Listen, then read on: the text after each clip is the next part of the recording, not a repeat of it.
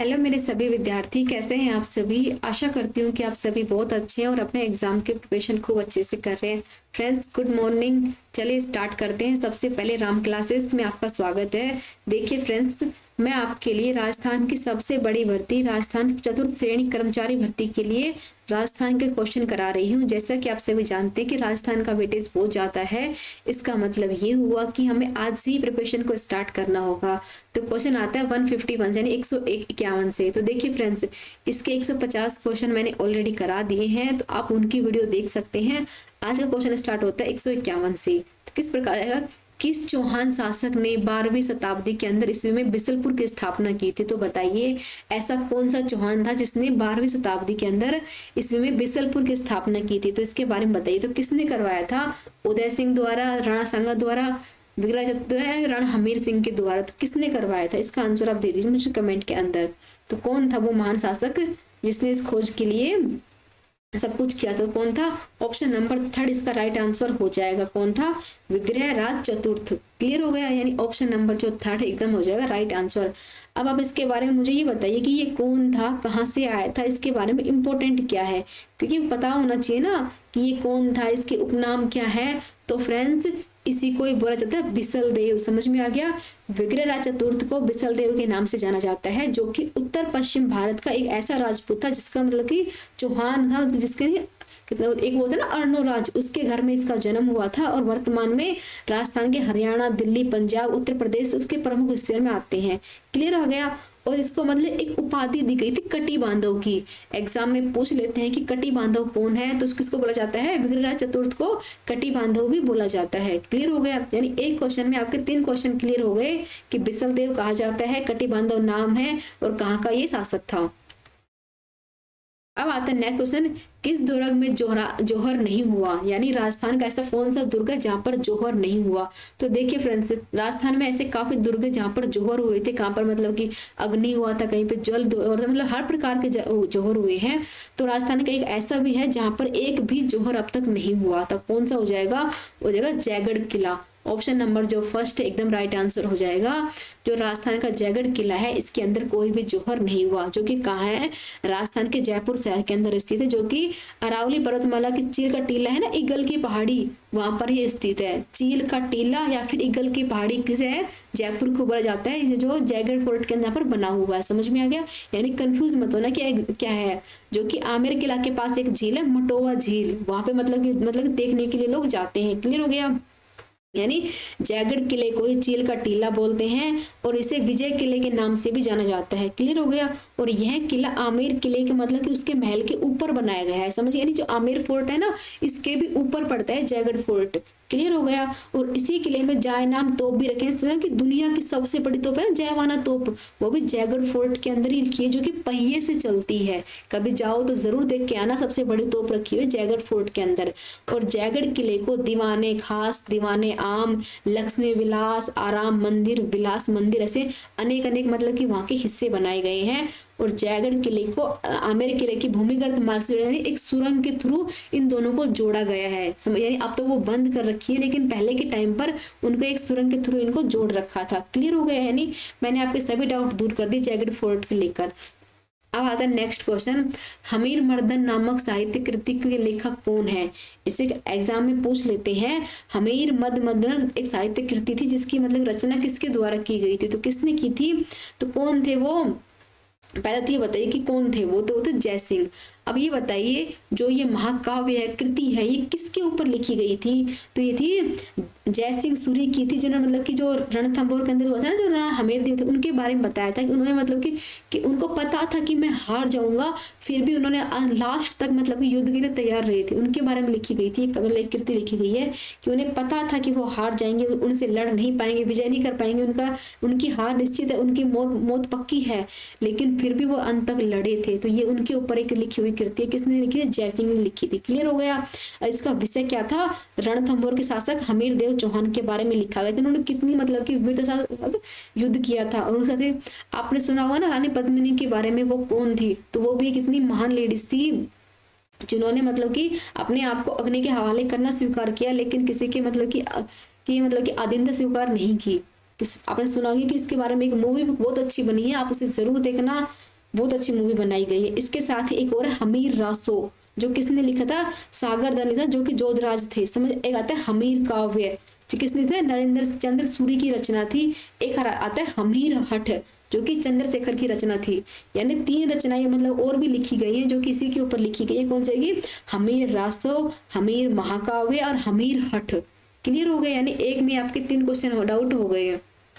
अब आता है नेक्स्ट, किस चित्रकला शैली में पुरुषों के चेहरे पर चोट के व चेचक के दाग बनाए गए हैं? तो बताइए, एग्जाम में इसी टाइप से क्वेश्चन आएंगे कि ऐसी कौन सी मतलब कि ऐसी चित्रकला शैली है जहां पर पुरुष के जो चेहरे होते हैं वहां पर चोट या फिर चेचक के दाग बनाए गए हैं। तो ऐसी कौन सी है उसके बारे में बताना है। तो किसकी शैली हो जाएगी, वो है जयपुर शैली।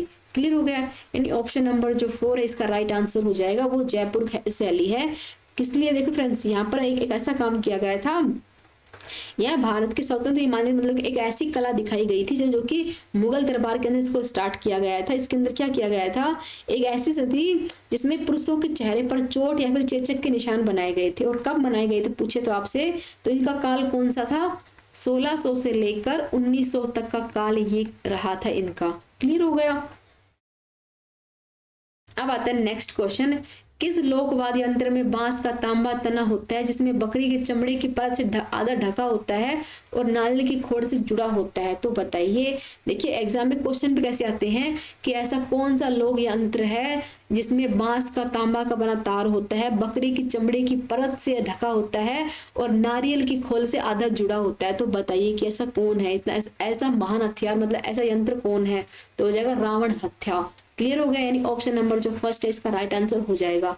तो देखिए फ्रेंड्स, रावण हत्था होता क्या है, तो ये एक ऐसी वीणा मतलब किसको ना रावण हत्था या फिर रावण हस्त के नाम से भी जाना जाता है। क्लियर हो गया, यानी एक ऐसा प्राचीन झुका हुआ तार वाला यंत्र है जिसका उपयोग भारत, श्रीलंका और आसपास के क्षेत्रों में किया जाता है, जिसको वायलिन को मतलब कि जो पहले के टाइम के जो लोग थे ना, इसको वायलिन की तरह यूज करते। समझ में आ गया, मतलब कि ऐसा लगाया गया है कि धनुष की तरह सीधा है और नारियल की जैसे कटोरी से मतलब इसका आकार दिया गया है। समझ में आ रहा है, इसके जो तार है इसके इतने कसकर बांधे हुए हैं, यानी जरा से टच के ऊपर भी इसमें से आवाज आने लग जाती है। क्लियर हो गया। और बात करें इसके बारे में, एक इतिहास भी बताया गया था कि जो रावण ने शिव जी को खुश करने के लिए मतलब कि इसे बनाया था, इसीलिए इसको रावण हत्था नाम दिया गया था। यानी ये रावण के द्वारा ही बनाया गया था। क्यों? क्योंकि उन्हें शिव जी को प्रसन्न करना था, उनकी सोने की लंका लेनी थी, इसीलिए मतलब इसका नाम भी क्या था, रावण हत्था। अब आता है नेक्स्ट, लच्छा गुजरी गाय चोरने जाने वाले किस लोक देवता की सहायता की जाती है? तो बताइए, लच्छा गुजरी की गाय चोरी हो जाने पर किस लोक देवता की पूजा करते हैं? तो बताइए कि कौन से वो महाराज हैं जिसकी पूजा की जाती है?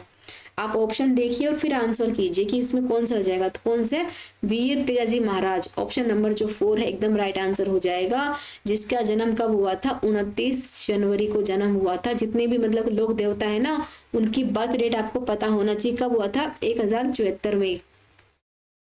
क्लियर हो गया। राजस्थान के नागौर जिले के खरवाना गांव के अंदर हुआ था। तोहर देव धोलिया जाट सरदार नागौर और राम कुमारी परिवार से बिलोंग करते थे। और जो इतिहासकार हैं उनका ऐसा मानना था कि मतलब कि जो है ना, जो इन तेजाजी महाराज की जो माँ थी ना, वो कुंवारी नागराज के वरदान मिला था कि वो एक बच्चे को जन्म देंगी, इसीलिए उसका नाम रखा था तेजाजी महाराज। क्लियर हो गया, यानी इनके पिता का नाम कहीं दिया क्योंकि इनकी माता को मतलब कि कुंवारी थी, उनको ही वरदान मिला था जिसकी वजह से इनका जन्म हुआ था। क्लियर हुआ। और इन्हीं की पूजा की जाती है गाय चोरी हो जाने पर। अब आता है नेक्स्ट क्वेश्चन, राजस्थान के लोकगीत होल्लर किस अवसर पे गाया जाता है? आप देखना फ्रेंड्स, इसमें कंफ्यूज नहीं होना, कहीं पे आपको होल्लर और कहीं पर आएगा सोलर। क्लियर हुआ, यानी कहीं पर तो दे देंगे सोलर, कहीं पे दे देंगे होलर। तो होलर आ जाए सोलर आ जाए तो कहाँ पर गाए जाते हैं? ये जच्चा बच्चा गीत होते हैं। क्लियर, यानी शिशु के जन्म के टाइम पे होने वाले गीत होते हैं। यानी ऑप्शन नंबर जो 2 हो जाए एकदम राइट आंसर हो जाएगा। राजस्थान के अंदर शिशु के जन्म पर सोलर या फिर जच्चा बच्चा गीत गाया जाता है, जो कि एक बहुत ही लोकप्रिय गीत होते हैं। यानी हर कहीं गाए जाने वाला गीत होता है कि मतलब ऐसे गीत होते हैं जो बच्चे के जन्म के बाद ही खुशी का माहौल को मतलब कि और अच्छा बनाने के लिए ऐसे गीत गाए जाते हैं। समझ में आया? आता नेक्स्ट, रखन किसका आभूषण है? यानी एक आभूषण रखन है, तो किसका आभूषण है बताइए। अब रेड प्रिंट हो रहा है, इसका मतलब ये नहीं कि गले का, ये बाय मिस्टेक हो गया। तो बताना है कि रखन है वो किसका आभूषण होगा, गले का, पैर का, दांत, हाथों का या बाजू का? तो बताइए जो कहाँ को जाएगा लखन, तो वो हो जाएगा दांतों में पाए जाने वाला। क्लियर हो गया, यानी ऑप्शन नंबर 3 एकदम राइट आंसर हो जाएगा, दांत में पहने जाने वाला रखन। क्लियर हो गया। अब देखिए कहीं पे इसको राखन भी बोलते हैं, कहीं पे इसको रखन भी बोलते हैं, जिसमें कंफ्यूज नहीं होना कि रखन आए या राखन आए। क्लियर हो गया। इसके साथ ही नाक में लौंग, कांटा, चुन्नी, चौंप, बारी, बाली आदि नाक में पहने जाएंगे। और मतलब कान में झुका, बाली, पत्ती, सुर ले लिया, लौंग, टॉप्स, ओगणिया, कर्णफूल, पीपल पन्ना, ओंगटा, झेला, लटकन, झमेली, झेड़पड़ी, झूरी, ओगन्या। यानी राजस्थान के आभूषण भी इतने हैं कि इनके नाम भी इतने कंफ्यूजिंग है कि समझ में नहीं आएंगे कि आभूषण है कि क्या है, पर ये पहने जाते हैं। और सिर के हो जाएंगे इनके चूड़ा रतन और मतलब अन्य अंगूठी, मतलब है ना कि राजस्थान के आभूषण तो आप जरूर पढ़ना, क्योंकि सर से लेकर पैर तक राजस्थान में बहुत ज्यादा आभूषण पहने जाते हैं। और एग्जाम में पूछ लेते हैं कि कौन सा आभूषण किस जगह पहना जाता है, क्योंकि सबसे कंफ्यूजिंग वाला टॉपिक है ये। तो ये तो आपका सबसे फेवरेट होना चाहिए, इसके बारे में अच्छे से पढ़ना है आपको। अब आता है नेक्स्ट, राजस्थान के किस किले में त्रिनेत्र गणेश जी की मूर्तियां हैं? तो बताइए कि राजस्थान के किस जिले में त्रिनेत्र गणेश जी की मूर्ति। तो पहले ये जानिए कि राजस्थान के अंदर गणेश जी के काफी मंदिर हैं, जैसे कि मोती डूंगरी गणेश जी मंदिर, त्रिनेत्र गणेश जी मंदिर, सिद्ध गजानंद मंदिर, इसिकिया गणेश जी, बोहरा गणेश जी मंदिर, नहर गणेश जी मंदिर, गढ़ गणेश जी। तो ये कहाँ कहाँ पर है? तो मोती डूंगरी में क्या है, जो जयपुर के सबसे प्रसिद्ध गणेश जी महाराज का एक मतलब साकर गढ़ी तलहटी पे एक मंदिर है, जो कि बहुत विख्यात है, उसकी मतलब कि बहुत मतलब सुना है उसके बारे में। एक आता है त्रिनेत्र गणेश जी मंदिर, जो कि कहाँ पर है, सवाई माधोपुर जिले में रणथंभौर दुर्ग में है, जो कि एक मतलब कि एक विरासत के तौर पर माना जाता है। क्लियर हो गया, यानी ऑप्शन नंबर जो फर्स्ट है इसका राइट आंसर हो जाएगा। इसके बाद है गढ़ गणेश जी मंदिर, जो कि जयपुर की राजधानी में बनाया गया है। फिर आता है सिद्ध गणाचन, जो कि जोधपुर में है, इसी गणाचन जोधपुर में है, बोहरा गणेश जी उदयपुर में है, नहर गणेश जी जयपुर के अंदर है। क्लियर हो गया, यानी मोती डूंगरी वाला, रणथंभौर वाला, और एक और है कि एक मंदिर और था, कौन सा देखे तो मुझे याद नहीं आ रहा। ये 3 तो बहुत ही फेवरेट मंदिर है, इसके बारे में अच्छे से पढ़ना, क्योंकि है ना गणेश जी के सबसे मतलब अच्छे मंदिर माने जाते हैं, मोती डूंगरी वाला और जो एक और है रणथंभौर वाला, एक और आता है उसको मुझे याद नहीं आ रहा, लेकिन वो 3 बहुत इंपॉर्टेंट मंदिर है, इसके बारे में अच्छे से पता होना चाहिए। अब आते हैं क्वेश्चन नंबर नेक्स्ट, राजस्थान में कौन सा पर्यटन ऐसा है जहाँ पे हिंदू मुस्लिम दोनों जाके पूजा करते हैं, वो एकता का प्रतीक माना जाता है? तो बताइए कि ऐसा कौन सा है जहाँ पर मतलब कि राजस्थान की हिंदू और मुस्लिम दोनों की एकता का प्रतीक माना जाता है? तो कौन सी जगह? रामदेवरा। ऑप्शन नंबर जो फर्स्ट है इसका राइट आंसर हो जाएगा कि जो रामदेवरा है ना, वहां पर हिंदू और मुस्लिम दोनों जाकर मतलब कि वहां पर पूजा पाठ करते हैं, यानी इनकी एकता का प्रतीक माना जाता है। अब रामदेव जी का जन्म के बारे में पढ़ेंगे, क्या वो था भाद्रपद शुक्र द्वितीया को हुआ था। काफी बार एग्जाम में डेट नहीं पूछते, कि पूछते हैं किस तिथि को हुआ था, तो भाद्रपद शुक्ल द्वितीया को हुआ था। जन्म स्थान जो रूणीचा, मृत्यु कब हुई थी 1442 के अंदर, स्थान के अंदर रामदेवरा में ही उनकी मृत्यु हुई थी, इसलिए ये बहुत फेमस है। समझ में आ गया। और समाधि भी इनने कहाँ ली थी? रामदेवरा में ही ली थी। और इनके मतलब कि ना उत्तराधिकारी कौन थे? तो अजमल जी थे, और जीवन संगी थी नैले थे, और इनका राजघराना तोमर वंशी राजपूत थे। ये सब कुछ बता दें कि किस घराने से कहाँ था क्या नहीं था इनका।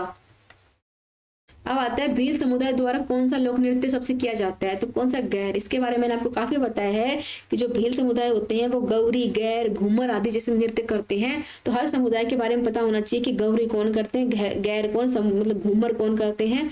तो हर समुदाय का नृत्य के बारे में भी आपको पता होना चाहिए। अब आता है कि जो कठपुतलियां होती है राजस्थान में सबसे फेमस है, तो वो किस लकड़ी की बनती है? देखा एग्जाम में ऐसे क्वेश्चन पे आते हैं कि कठपुतली राजस्थान की फेमस है, तो किस पेड़ से, किस लकड़ी से बनती है? तो किस में बनती है? आड़ू के वृक्ष से, यानी ऑप्शन नंबर जो फर्स्ट है इसका राइट आंसर हो जाएगा।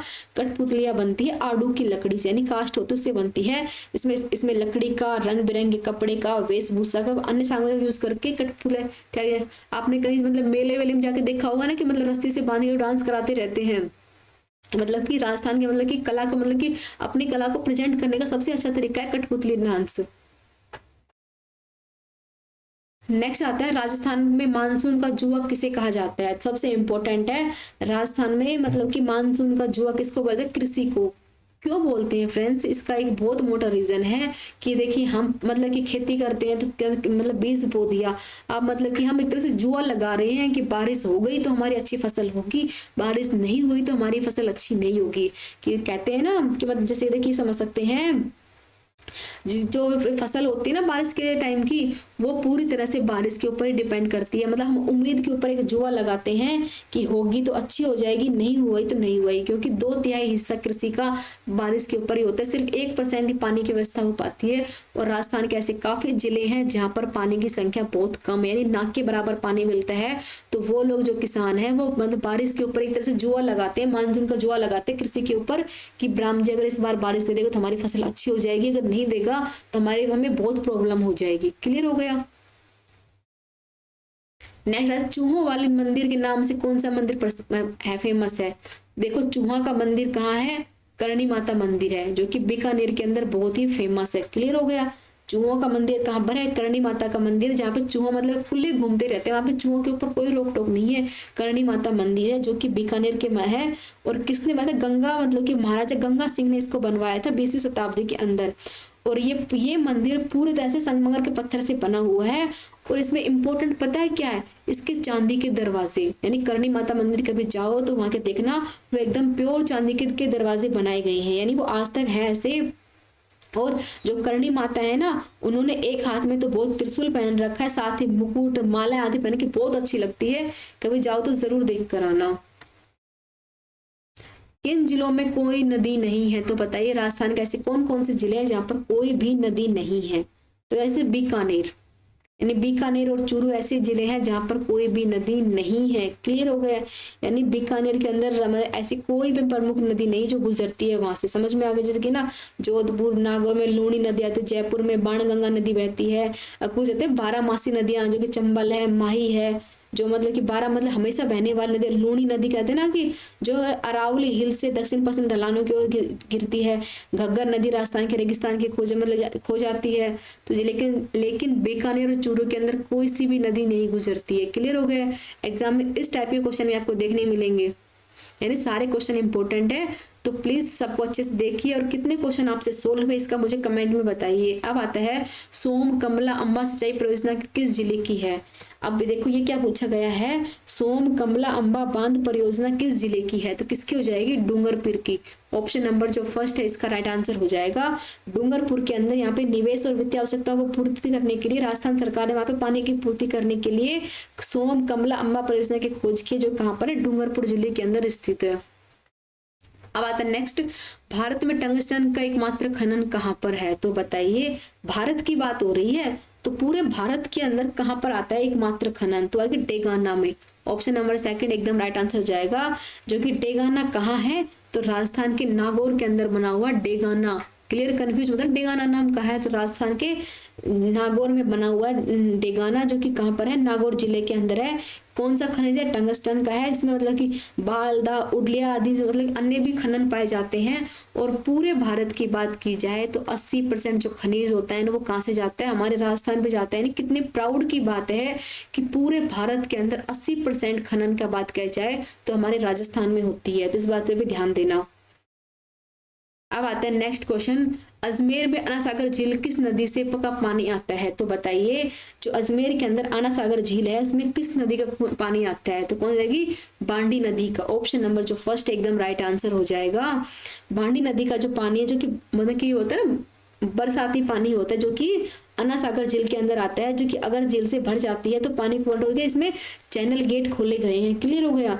अब देखिए इसका नाम देखिए एक कृत्रिम झील है। क्लियर हो गया, जो कि मतलब कि 12वीं शताब्दी के अंदर इसको बनाया गया था, ये बात भी क्लियर हो गई। इसमें मतलब कि पानी का स्रोत क्या है, बांडी नदी से इसमें पानी आया जाता है। क्लियर हो गया। और इस झील के अंदर हमें ना अगर पानी ज्यादा हो रहा है तो पानी को कंट्रोल करने के लिए इसमें चैनल गेट लगाए गए हैं, इसके थ्रू पानी मतलब कि बाहर मतलब कि ज्यादा पानी वहां पर नहीं हो सकता। क्लियर हो गया।